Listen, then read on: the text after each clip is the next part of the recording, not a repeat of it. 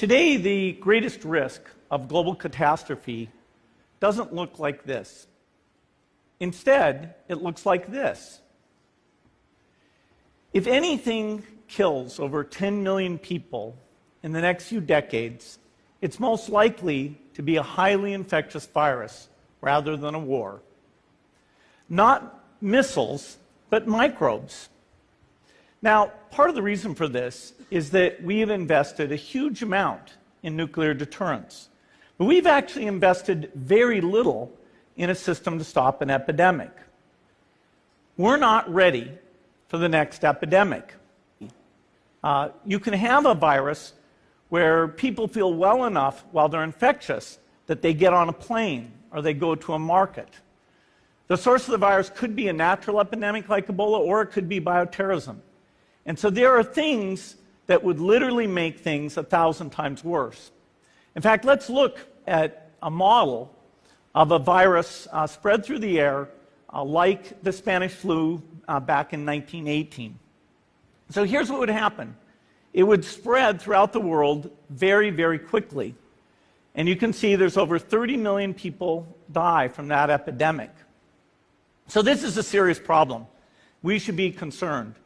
But in fact, we can build a really good response system. We have the benefits of all the science and technology that we talk about here. We've got cell phones to get information from the public and get information out to them. We have satellite maps where we can see where people are and where they're moving. We have advances in biology that should dramatically change the turnaround time to look at a pathogen and be able to make drugs and vaccines that fit for that pathogen.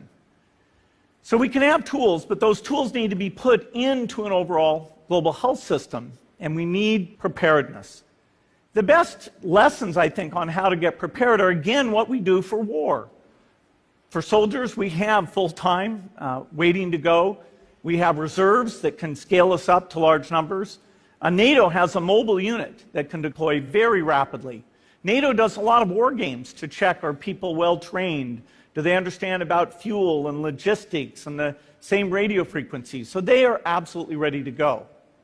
So those are the kinds of things we need to deal with an epidemic. What are the key pieces? First is we need strong health systems in poor countries. That's where mothers can give birth safely, kids can get all their vaccines, but also where we'll see the outbreak very early on. We need a medical reserve corps. Lots of people who've got the training and background who are ready to go with the expertise. And then we need to pair those medical people with the military, taking advantage of the military's ability to move fast, do logistics, and secure areas. We need to do simulations, germ games, not war games, so that we see where the holes are. The last time a germ game was done in the United States was back in 2001, and it didn't go so well. So far, the score is germs 1, people 0. Finally, we need lots of advanced R&D in areas of vaccines and diagnostics. There are some big breakthroughs, like adeno-associated virus, that could work very, very quickly.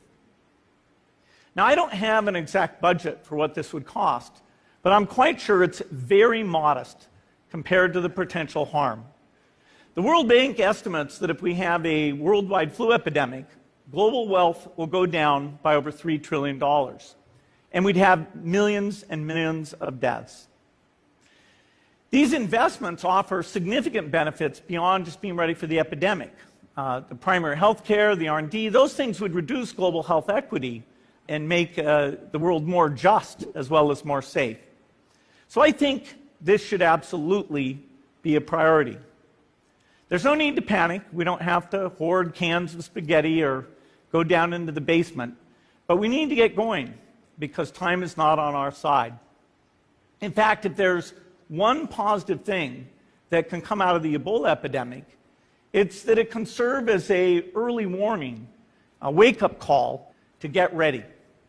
If we start now, we can be ready for the next epidemic. Thank you.